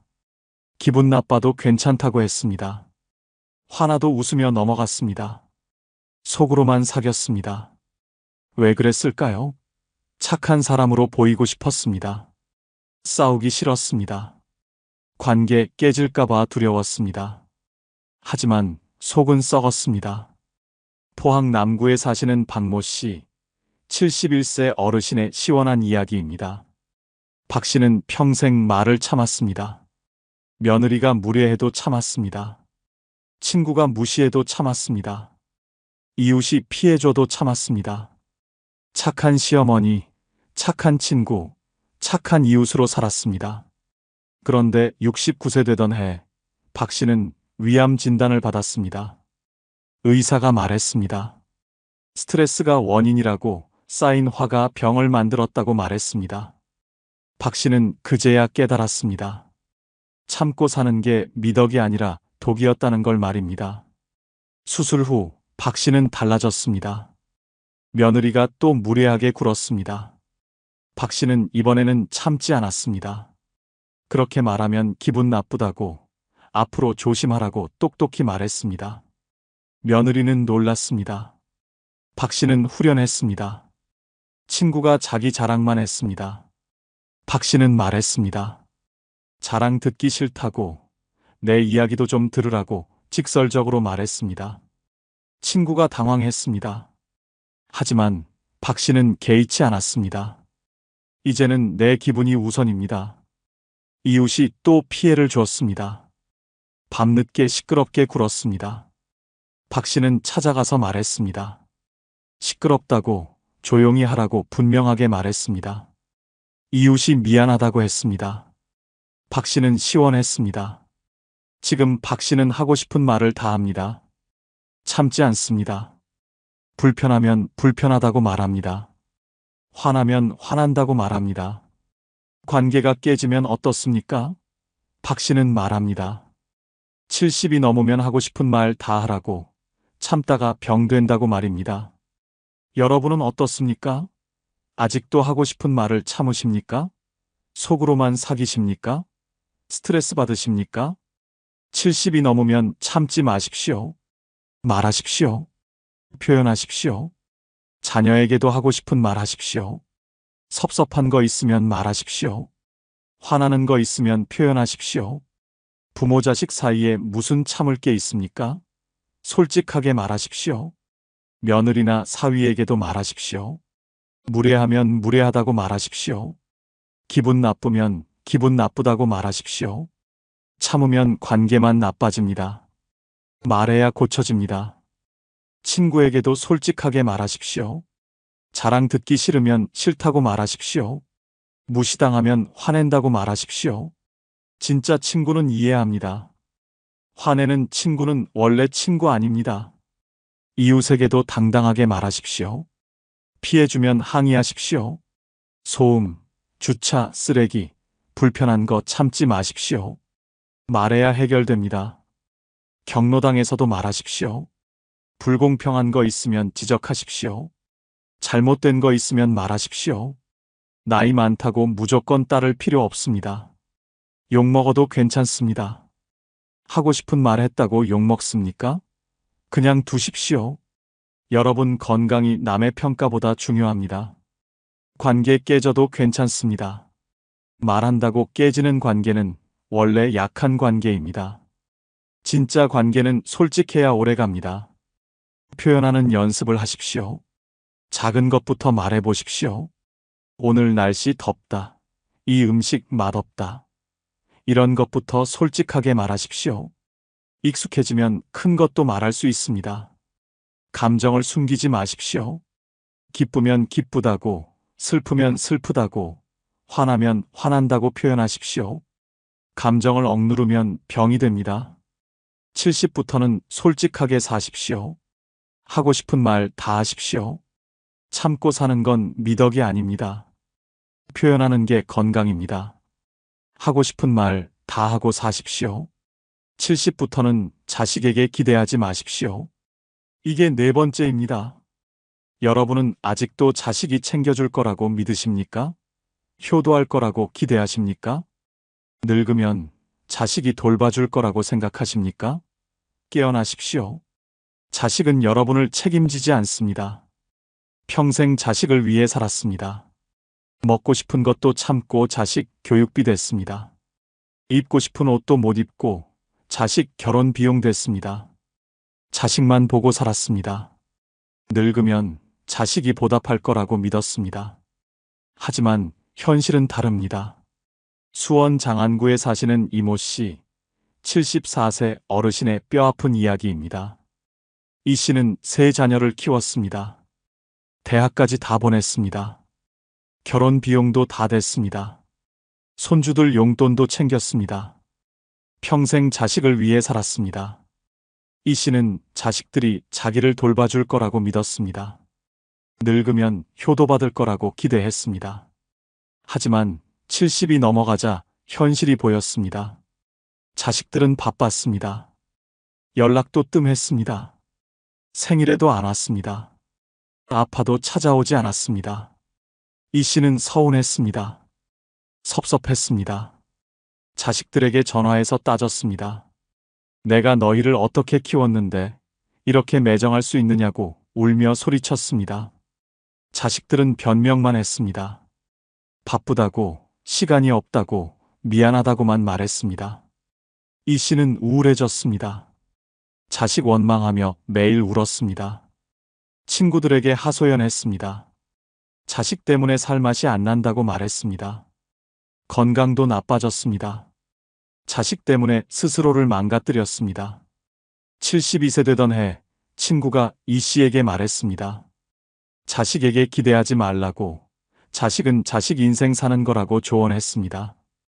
이 씨는 처음엔 받아들이기 힘들었습니다. 하지만 생각해보니 맞는 말이었습니다. 이 씨는 마음을 바꿨습니다. 자식에게 기대하지 않기로 했습니다. 자식들 인생은 자식들 것이라고 인정했습니다. 더 이상 서운해하지 않기로 했습니다. 자식 생각할 시간에 친구를 만났습니다. 취미 생활을 시작했습니다. 지금 이 씨는 행복합니다. 자식들이 연락 안 해도 괜찮습니다. 오면 반갑고 안 와도 상관없습니다. 자식에게 기대하지 않으니 서운할 일이 없습니다. 이 씨는 말합니다. 70이 넘으면 자식 버리고 살라고. 그게 행복의 비결이라고 말입니다. 여러분은 어떻습니까? 아직도 자식이 찾아오기를 기다리십니까? 전화 오기를 손꼽아 기다리십니까? 그 기다림이 여러분을 불행하게 만듭니다. 자식은 감사 보너스입니다. 와주면 고맙고 안 와도 섭섭하지 않은 존재로 생각하십시오. 이렇게 생각하면 마음이 편합니다. 자식에게 의존하지 마십시오. 경제적으로도 정서적으로도 독립하십시오. 내 삶은 내가 책임진다는 마음가짐이 필요합니다. 자식 없이도 행복할 수 있습니다. 자식에게 베풀지 마십시오. 이제 그만 주십시오. 용돈도 그만, 집안일 도와주기도 그만, 손주 봐주기도 그만하십시오. 여러분 시간과 돈은 여러분을 위해 쓰십시오. 자식 대신 친구를 만드십시오. 자식보다 친구가 더 가깝습니다. 어려울 때 옆에 있어주는 건 자식이 아니라 친구입니다. 친구에게 투자하십시오. 자식 자랑하지 마십시오. 자식 잘 됐다고 자랑하지 마십시오. 자식과 여러분은 별개입니다. 자식 업적으로 자기를 포장하지 마십시오. 자식 걱정하지 마십시오. 자식이 잘못되어도 여러분 탓이 아닙니다. 자식은 독립된 인격체입니다. 책임지려 하지 마십시오. 자식과 거리를 두십시오. 너무 가깝지도 너무 멀지도 않게 지내십시오. 서로의 삶을 존중하십시오. 간섭하지 말고 기대하지 마십시오. 자식 없이 사는 연습을 하십시오. 자식 생각 안 하고 하루를 보내보십시오. 자식 없어도 충분히 행복할 수 있습니다. 자식에게 기대를 버리는 순간 인생이 자유로워집니다. 서운함도 없고 섭섭함도 없고 화도 없습니다. 70부터는 자식 없이 사는 연습을 하십시오. 그게 행복의 시작입니다. 70부터는 돈 쓰는 것에 최소한의 미안함도 느끼지 마십시오. 이게 5번째입니다. 여러분은 돈 쓸 때마다 죄책감 느끼십니까? 자식 생각나십니까? 아깝다는 생각 드십니까? 70이 넘으면 그만하십시오. 여러분 돈입니다. 마음껏 쓰십시오. 미안해하지 마십시오. 평생 돈을 아꼈습니다. 자식 주려고 모았습니다. 나중을 위해 아꼈습니다. 여행 가고 싶어도 참았습니다. 맛있는 거 먹고 싶어도 참았습니다. 좋은 옷 입고 싶어도 참았습니다. 돈 쓰는 게 죄악처럼 느껴졌습니다. 청주 서원구에 사시는 최모 씨, 73세 어르신의 통쾌한 이야기입니다. 최 씨는 평생 검소하게 살았습니다. 돈 쓰는 걸 최대한 아꼈습니다. 은행 통장에는 1억 원이 넘게 모였습니다. 집도 있었습니다. 경제적으로 여유가 있었습니다. 하지만 쓰지 못했습니다. 친구들이 제주도 여행 가자고 했습니다. 최 씨는 거절했습니다. 돈 아깝다고 말했습니다. 친구들이 맛있는 거 먹으러 가자고 했습니다. 최 씨는 사양했습니다. 집에서 먹는 게 낫다고 말했습니다. 새 옷 사자는 자녀 말도 거절했습니다. 입을 옷 많다고 말했습니다. 70세 되던 해 친구 한 명이 갑자기 세상을 떠났습니다. 그 친구는 돈이 없었습니다. 하지만 행복하게 살았습니다. 여행도 많이 다녔습니다. 맛있는 것도 많이 먹었습니다. 좋은 옷도 입었습니다. 후회 없이 살다 갔습니다. 최 씨는 충격받았습니다. 친구는 돈 없이도 행복했는데 자기는 돈이 있어도 불행했습니다.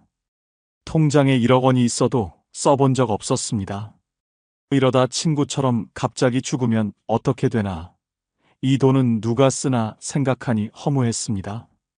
최 씨는 결심했습니다. 이제 돈 쓰며 살기로 했습니다. 미안해하지 않기로 했습니다. 친구들과 제주도 여행을 갔습니다. 비행기 타고 좋은 호텔에 묵고 맛있는 거 먹었습니다. 돈이 많이 들었습니다. 하지만 행복했습니다. 최 씨는 옷도 샀습니다. 비싼 옷을 샀습니다.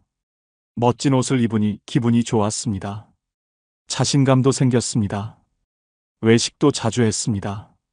친구들과 좋은 식당에 갔습니다. 돈 아깝지 않았습니다. 행복했습니다. 지금 최 씨는 마음껏 돈을 씁니다. 미안해하지 않습니다. 여행도 가고 맛있는 거 먹고 좋은 옷 입습니다. 통장 잔액은 줄었지만 행복은 늘었습니다. 최 씨는 말합니다. 70이 넘으면 돈 펑펑 쓰라고 미안해할 필요 없다고 말입니다.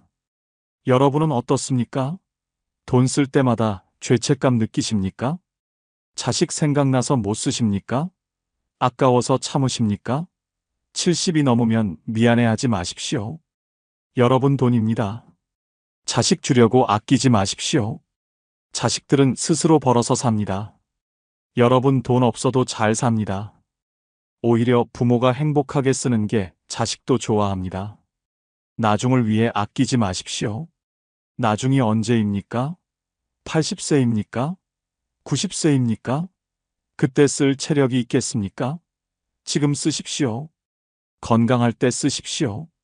여행 가십시오. 가고 싶은 곳 다 가보십시오. 돈 아깝다고요? 아닙니다. 추억은 돈 주고도 못 삽니다. 여행의 기억이 남은 인생을 풍요롭게 만듭니다. 맛있는 거 드십시오. 비싼 식당도 가보십시오. 한우도 먹고 회도 먹고 좋은 음식 다 드십시오. 몸이 받아줄 때 먹어야 합니다. 좋은 옷 입으십시오. 비싼 옷 사십시오. 멋지게 꾸미십시오. 70이 넘었어도 멋지고 싶은 건 당연합니다. 돈 아까워서 낡은 옷만 입지 마십시오. 집도 편한 곳으로 옮기십시오. 엘리베이터 있는 아파트로 가십시오. 병원 가까운 곳으로 가십시오. 돈 아까워서 불편한 집에서 살지 마십시오.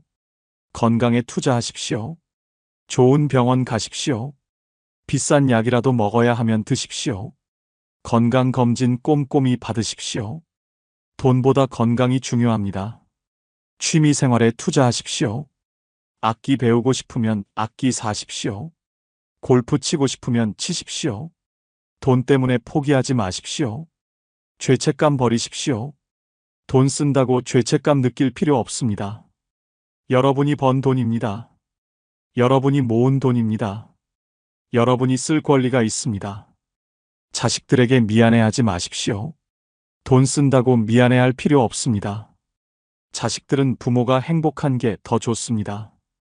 돈 아끼다 불행한 부모보다 돈 쓰며 행복한 부모가 낫습니다. 70부터는 펑펑 쓰십시오. 아깝지 않습니다. 미안할 것도 없습니다.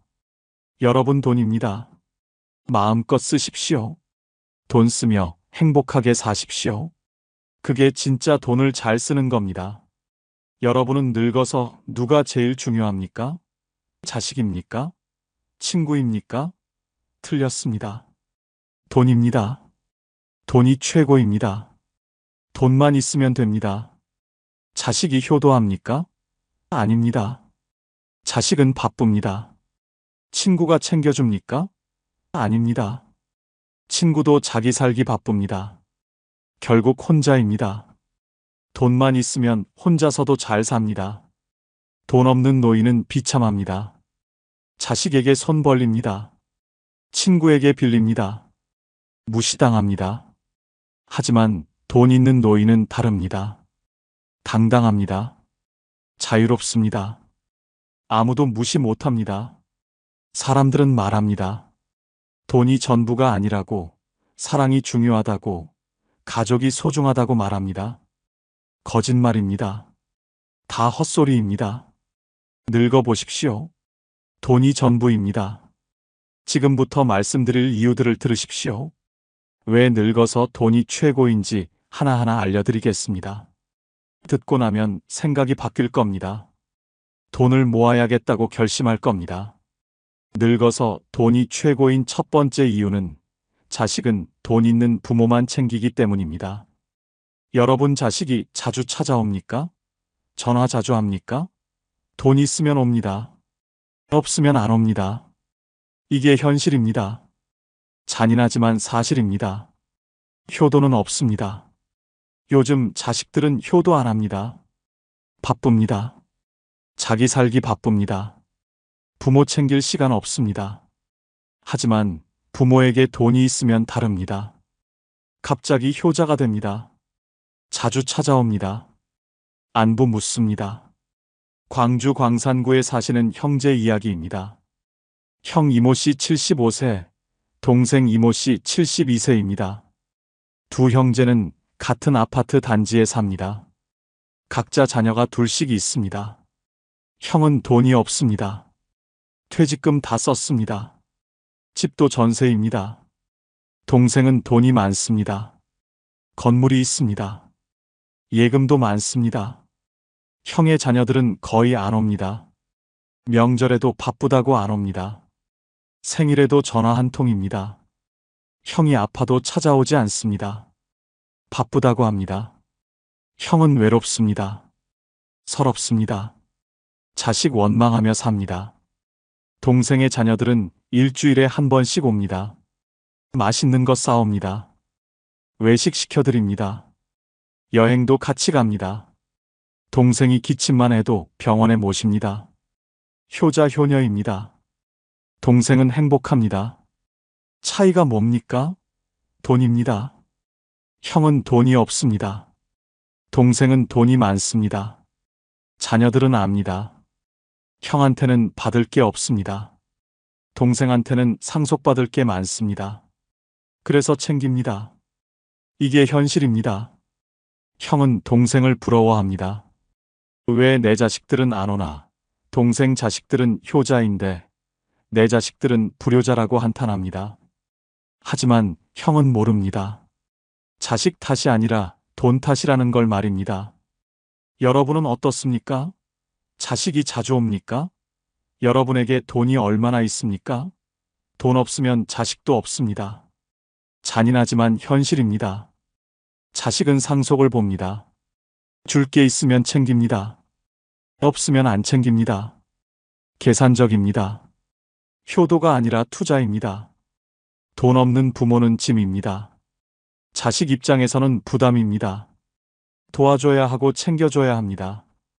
피곤합니다. 그래서 피합니다. 돈 있는 부모는 자산입니다. 자식 입장에서는 기회입니다. 잘 모시면 상속받습니다. 그래서 챙깁니다. 자식에게 사랑받고 싶습니까? 돈을 모으십시오. 자산을 만드십시오. 그러면 자식이 찾아옵니다. 효자 효녀가 됩니다. 돈 없으면 버려집니다. 요양원에 보내집니다. 자식들은 바쁘다고 안 옵니다. 명절에도 혼자입니다. 비참합니다. 돈 있으면 모십니다. 집에서 모십니다. 간병인 고용해 줍니다. 자식들이 돌아가며 옵니다. 행복합니다. 재산 분배 카드를 주십시오. 자식들에게 말하십시오. 나 잘 모시는 자식에게 더 준다고 선언하십시오. 효자 경쟁이 벌어집니다. 살아있을 때 다 주지 마십시오. 미리 주면 자식들 안 옵니다. 줄 거 없으니까요. 조금씩 주십시오. 계속 찾아오게 만드십시오. 돈으로 자식을 컨트롤하십시오. 돈이 권력입니다. 돈이 있어야 자식도 말 듣습니다. 없으면 무시당합니다. 사랑은 환상입니다. 혈육이라고 무조건 사랑하지 않습니다. 자식도 계산합니다. 이익이 있어야 움직입니다. 돈이 효도를 만듭니다. 슬프지만 사실입니다. 자식 효도 받고 싶으면 돈을 모으십시오. 돈이 최고입니다. 두 번째, 돈이 있어야 진짜 관계를 만듭니다. 이게 중요합니다. 여러분 지금까지 가짜 친구들과 시간 낭비하지 않으셨습니까? 돈 때문에 붙어 있는 사람들 아닙니까? 이제 정리하십시오. 돈 지키십시오. 그리고 진짜 관계에 투자하십시오. 그게 행복한 노후입니다. 부산 해운대 김모 씨 74세 어르신 이야기입니다. 김 씨는 3년 전까지만 해도 친구가 많았습니다. 주말마다 만났습니다. 골프도 쳤습니다. 등산도 갔습니다. 식사도 자주 했습니다. 계산은 거의 김 씨가 했습니다. 친구들은 고맙다고만 했습니다. 김 씨는 기분 좋았습니다. 인기 많다고 생각했습니다. 그런데 김 씨는 깨달았습니다. 이게 진짜 우정인가 싶었습니다. 항상 자기만 돈 냅니다. 친구들은 지갑 열 생각을 안 합니다. 한 번은 실험했습니다. 식사 후에 일부러 계산 안 하고 기다렸습니다. 친구들이 어떻게 했을까요? 다들 화장실 갔습니다. 전화 왔다고 나갔습니다. 담배 피우러 갔습니다. 아무도 계산 안 했습니다. 김 씨는 그날 결심했습니다. 이런 친구들과 정리하기로 했습니다. 만남을 줄였습니다. 연락도 안 했습니다. 친구들이 연락 왔습니다. 만나자고 했습니다. 김 씨는 거절했습니다. 바쁘다고 했습니다. 몸이 안 좋다고 했습니다. 친구들은 금방 연락 안 했습니다. 그게 끝이었습니다. 김 씨는 외로웠습니다. 처음에는 힘들었습니다. 주말에 할 게 없었습니다. 그런데 시간이 지나니까 좋아졌습니다. 돈이 남았습니다. 한 달에 200만 원씩 나갔던 게 안 나갑니다. 통장에 돈이 쌓입니다. 마음이 편해졌습니다. 그리고 김 씨는 새로운 걸 시작했습니다. 복지관에 등록했습니다. 서예 수업 들었습니다. 거기서 새 친구를 만났습니다. 이분들은 달랐습니다. 각자 커피값 냅니다. 식사하면 더치페이 합니다. 서로 부담 안 줍니다. 편합니다. 이게 진짜 친구입니다. 여러분도 생각해 보십시오. 지금 만나는 친구들이 진짜 친구입니까? 돈 안 내면 연락 끊길 친구들 아닙니까? 그럼 정리하십시오. 미련 가지지 마십시오. 그 사람들은 여러분이 없어도 다른 호구 찾아갑니다. 걱정하지 마십시오. 김 씨는 지금 훨씬 행복합니다. 친구는 줄었습니다. 대신 질이 높아졌습니다. 일주일에 한 번 복지관 갑니다. 서예 수업 듣습니다. 끝나고 친구들과 커피 마십니다. 각자 돈 냅니다. 부담 없습니다. 편합니다. 웃습니다. 이야기 나눕니다. 이게 진짜 우정입니다. 돈도 아낍니다. 예전에는 한 달에 200만 원 나갔습니다. 지금은 30만 원도 안 듭니다. 1년이면 2천만 원 넘게 아낍니다. 그 돈으로 여행 갑니다. 제주도도 갔습니다. 일본도 갔습니다. 훨씬 의미 있겠습니다.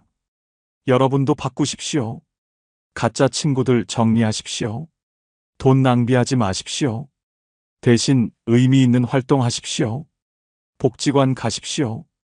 문화센터 가십시오. 취미생활 하십시오. 거기서 새 친구 만드십시오. 비슷한 관심사 가진 사람들 만나십시오. 등산 좋아하면 등산 동호회 가입하십시오. 노래 좋아하면 합창단 들어가십시오. 운동 좋아하면 게이트볼 하십시오. 책 좋아하면 독서 모임 가십시오. 거기서 만나는 사람들이 진짜 친구입니다. 같은 관심사로 만납니다. 돈으로 만나는 게 아닙니다. 그런 친구들과는 부담 없습니다. 각자 비용 냅니다. 억지로 만나지 않습니다. 하고 싶을 때 만납니다. 편합니다. 자연스럽습니다. 오래 갑니다. 이게 노년의 진짜 우정입니다. 여러분도 늦지 않았습니다. 지금이라도 정리하십시오. 가짜 친구들 과감히 끊으십시오. 연락 안 오면 그대로 두십시오. 그게 답입니다. 외로워도 참으십시오. 금방 새로운 관계 만들어집니다. 돈 아끼십시오. 친구 만나느라 쓰는 돈 줄이십시오. 그 돈으로 여러분 하고 싶은 거 하십시오. 여행 가십시오. 취미 생활 하십시오. 맛있는 거 드십시오. 그게 훨씬 가치 있습니다. 훨씬 행복합니다. 진짜 친구는 적어도 됩니다. 한두 명이면 충분합니다. 서로 부담 안 주는 관계면 됩니다. 돈으로 유지되는 관계는 관계가 아닙니다. 그냥 거래입니다. 여러분은 거래 상대 필요 없습니다. 진짜 친구가 필요합니다. 돈 지키고 진짜 관계 만드십시오. 그게 행복한 노후의 비결입니다. 명심하십시오. 세 번째, 돈이 있어야 자유롭게 삽니다. 이게 진짜 중요합니다. 여러분 평생 누구 눈치 보며 사셨습니까? 자식 눈치 봤습니까? 친구 눈치 봤습니까? 이제 그만하십시오. 돈만 있으면 아무 눈치 안 봐도 됩니다. 하고 싶은 대로 사십시오. 그게 진짜 인생입니다. 서울 마포구 안모씨 69세 어르신 이야기입니다. 안 씨는 5년 전까지만 해도 자식들 눈치 보며 살았습니다. 큰아들 집에서 살았습니다. 며느리 눈치 봤습니다. 밥 먹을 때도 조심했습니다. TV 볼 때도 소리 줄였습니다. 친구 만나러 나가면 며느리가 인상 썼습니다. 늦게 들어오면 핀잔 들었습니다. 안 씨는 답답했습니다. 내 집도 아닙니다. 자유도 없습니다. 손님처럼 살았습니다. 아니, 손님보다 못했습니다. 손님은 편하게 있다 가지만 안 씨는 눈치만 봤습니다. 화장실 갈 때도 조심했습니다. 씻을 때도 시간 체크했습니다. 이게 삶입니까? 이게 노후입니까? 그러다 안 씨는 결심했습니다. 독립하기로 했습니다. 통장에 8천만 원 있었습니다. 연금도 월 80만 원 나왔습니다. 충분하다고 판단했습니다. 원룸 얻었습니다. 보증금 3천만 원에 월세 50만 원입니다. 가구 샀습니다. 생활용품 샀습니다. 1천만 원 들어갔습니다. 아들은 반대했습니다. 왜 나가냐고 물었습니다. 여기서 편하게 살라고 했습니다. 안 씨는 솔직하게 말했습니다. 눈치 보기 싫다고 했습니다. 자유롭게 살고 싶다고 했습니다. 아들은 섭섭해했습니다. 며느리는 오히려 좋아하는 것 같았습니다. 안 씨는 독립했습니다. 처음에는 외로웠습니다. 혼자 밥 먹기 힘들었습니다. 그런데 점점 좋아졌습니다. 자유가 생겼습니다. 아침에 일어나고 싶을 때 일어납니다. 밥 먹고 싶을 때 먹습니다. TV 보고 싶으면 밤새 봅니다. 친구 만나고 싶으면 언제든 나갑니다. 여러분도 경험 있으십니까? 자식 집에 얹혀 사십니까? 눈치 보이지 않습니까? 며느리 얼굴색 살피지 않습니까? 사위 비위 맞추지 않습니까? 그게 편하십니까? 행복하십니까? 아닙니다. 절대 아닙니다. 안 씨는 지금 너무 행복합니다. 아침에 일어나서 커피 마십니다. 창문 열고 담배 핍니다. 아무도 뭐라 안 합니다. 친구들 초대합니다. 술도 마십니다. 웃고 떠듭니다. 자유롭습니다. 이게 진짜 노후입니다. 돈이 있으니까 가능한 일입니다. 월세 낼 수 있습니다. 생활비 될 수 있습니다. 자식한테 손 안 벌립니다. 그러니까 눈치 안 봅니다. 떳떳합니다. 당당합니다. 이게 돈의 힘입니다. 여러분도 독립하십시오. 자식들과 따로 사십시오. 아무리 사이 좋아도 따로 사는 게 좋습니다. 각자 생활 방식이 다릅니다. 세대 차이 있습니다. 같이 살면 스트레스입니다. 서로에게 불편합니다. 작은 집이라도 괜찮습니다. 원룸도 좋습니다. 오피스텔도 좋습니다. 중요한 건 내 공간입니다. 내 집입니다. 아무 눈치 안 보는 곳입니다. 그게 천국입니다. 돈만 있으면 가능합니다. 여행도 자유롭게 갑니다. 자식들 허락 안 받아도 됩니다. 가고 싶을 때 갑니다. 혼자 가도 됩니다. 친구랑 가도 됩니다. 일주일 가도 됩니다. 한 달 가도 됩니다. 돈 있으니까 가능합니다. 자유입니다. 취미 생활도 마음껏 합니다. 돈 쓰는 거 눈치 안 봅니다. 골프 치고 싶으면 칩니다. 등산 가고 싶으면 갑니다. 노래방 가고 싶으면 갑니다. PC방 가고 싶으면 갑니다. 누가 뭐라고 합니까? 아무도 뭐라 안 합니다. 내 돈으로 내가 씁니다. 먹고 싶은 것도 마음껏 먹습니다. 치킨 먹고 싶으면 시킵니다. 피자 먹고 싶으면 시킵니다. 배달 음식 마음껏 먹습니다. 자식들 눈치 안 봅니다. 건강 타령 듣지 않습니다. 내가 알아서 조절합니다. 안 씨는 지금 아들에게 말합니다. 독립하길 정말 잘했다고 합니다. 이제 아들 만날 때 더 반갑습니다. 며느리도 편해 보입니다. 손주들도 자주 보러 옵니다. 각자 공간이 있으니까 관계가 더 좋아졌습니다. 돈 없으면 자유 없습니다. 자식한테 빌붙습니다. 눈치 봅니다. 참습니다. 포기합니다. 그렇게 불행하게 늙어갑니다. 그러지 마십시오. 지금이라도 돈 모으십시오. 독립하십시오. 자유롭게 사십시오. 그게 여러분 남은 인생 행복하게 사는 방법입니다. 명심하십시오. 네 번째, 돈은 지금 쓰라고 있는 겁니다. 이게 가장 중요합니다. 여러분 평생 모은 돈입니다. 누가 쓸 겁니까? 자식 줄 겁니까? 나중을 위해 아낄 겁니까? 착각입니다. 완전히 착각입니다. 지금 당장 쓰십시오. 건강할 때 쓰십시오. 그게 돈의 가치를 제대로 쓰는 겁니다. 전주 완산구 박모 씨 71세 어르신 이야기입니다. 박 씨는 평생 검소하게 살았습니다. 돈 모으는 게 취미였습니다. 외식 거의 안 했습니다. 여행도 안 갔습니다. 옷도 10년 넘게 입었습니다. 통장에 1억 2천만 원 모았습니다. 자랑스러웠습니다. 나중을 위해 아낀다고 생각했습니다. 그런데 작년에 건강검진 받았습니다.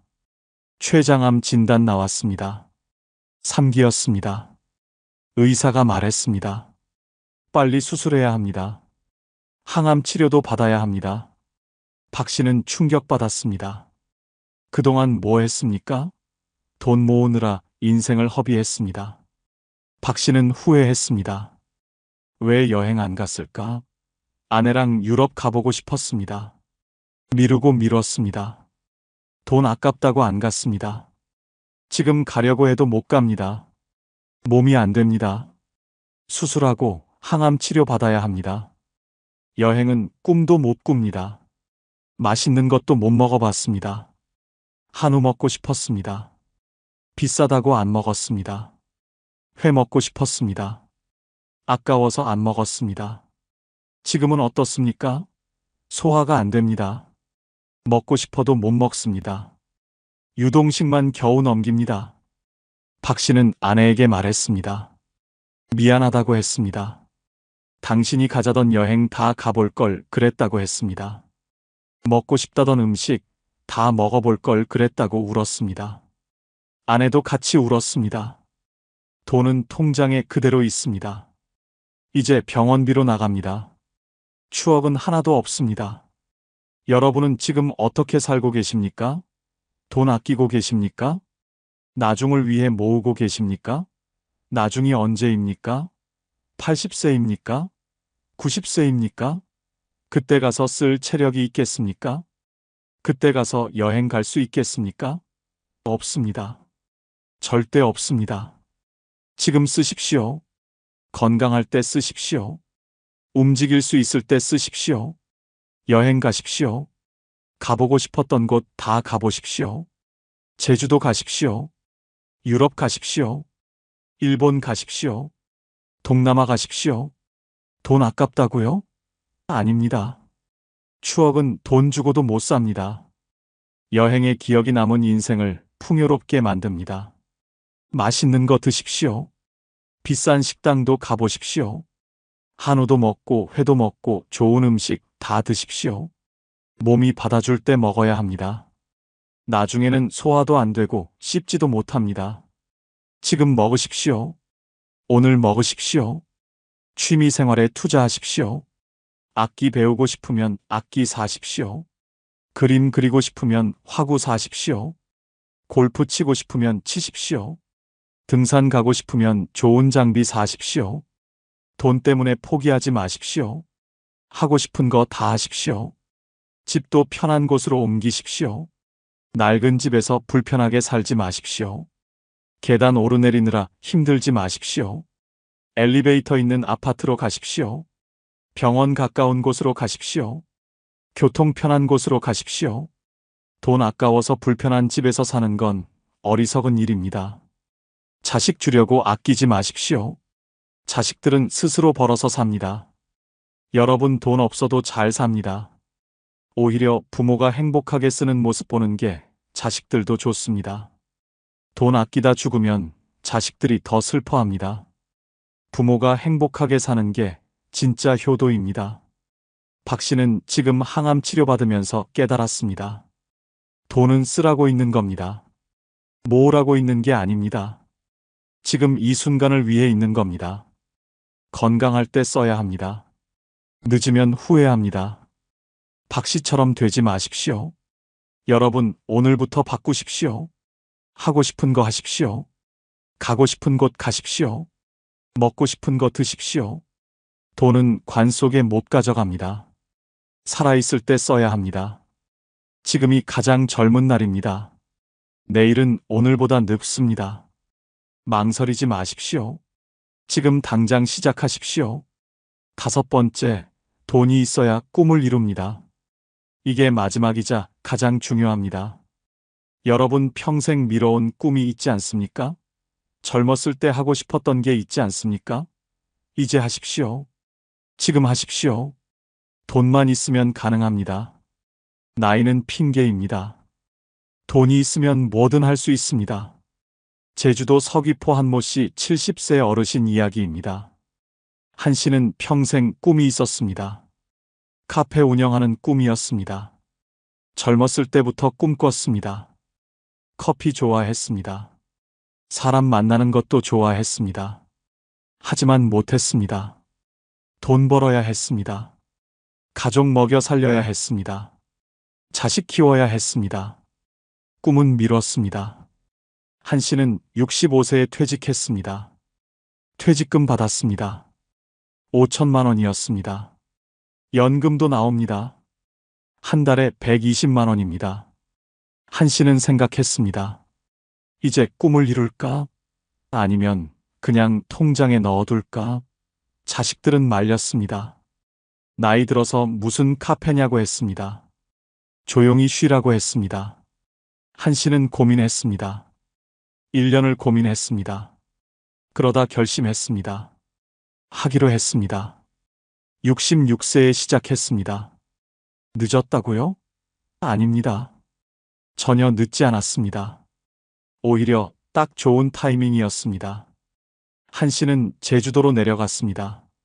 작은 카페 차렸습니다. 보증금 1천만 원에 월세 80만 원짜리 가게 얻었습니다. 인테리어 했습니다. 1,500만 원 들었습니다. 커피 머신 샀습니다. 테이블 샀습니다. 의자 샀습니다. 총 3천만 원 들어갔습니다. 퇴직금 절반 넘게 썼습니다. 자식들은 걱정했습니다. 망하면 어떡하냐고 했습니다. 한 씨는 대답했습니다. 망해도 괜찮다고 했습니다. 꿈 이뤄보는 게 중요하다고 했습니다.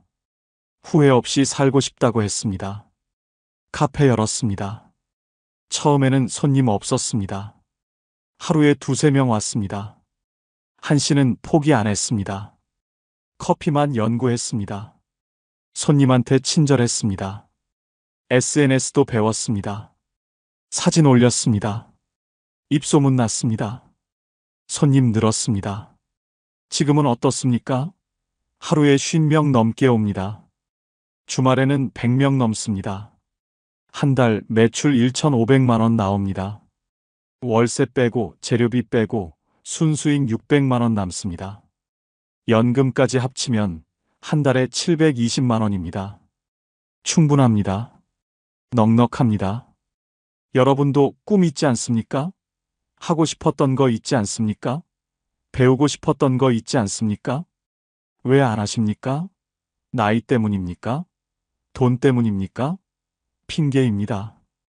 다 핑계입니다. 한 씨는 70세입니다. 지금도 카페 운영합니다. 매일 아침 6시에 일어납니다. 카페 갑니다.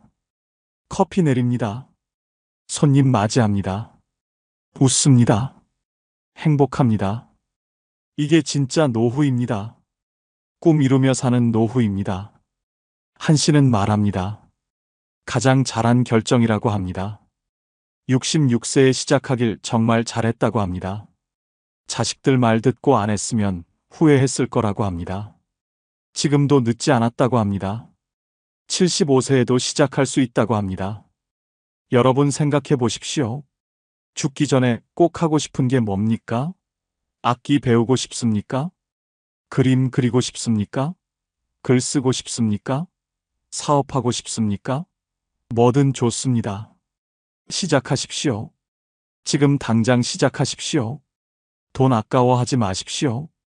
꿈 이루는 데 쓰십시오. 배우고 싶으면 학원 다니십시오. 악기 사십시오.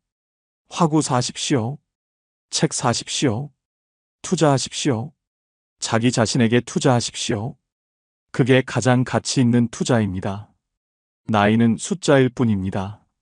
70세도 늦지 않았습니다. 75세도 늦지 않았습니다. 80세도 할 수 있습니다. 중요한 건 의지입니다. 돈입니다. 의지 있고 돈 있으면 뭐든 됩니다. 한 씨는 요즘 새로운 꿈 생겼습니다. 바리스타 자격증 따려고 합니다. 70세에 자격증 공부합니다. 늦었다고요? 아닙니다. 배움에 나이 없습니다. 한 씨는 내년에 자격증 딸 겁니다. 그리고 더 좋은 커피 만들 겁니다. 여러분도 꿈 포기하지 마십시오. 미루지 마십시오. 오늘 시작하십시오. 내일은 오늘보다 하루 늙습니다. 지금이 가장 젊은 날입니다. 망설이지 마십시오. 돈은 꿈 이루라고 있는 겁니다. 관 속에 가져갈 수 없습니다. 살아있을 때 써야 합니다. 꿈 이루는 데 써야 합니다. 그게 돈의 진짜 가치입니다.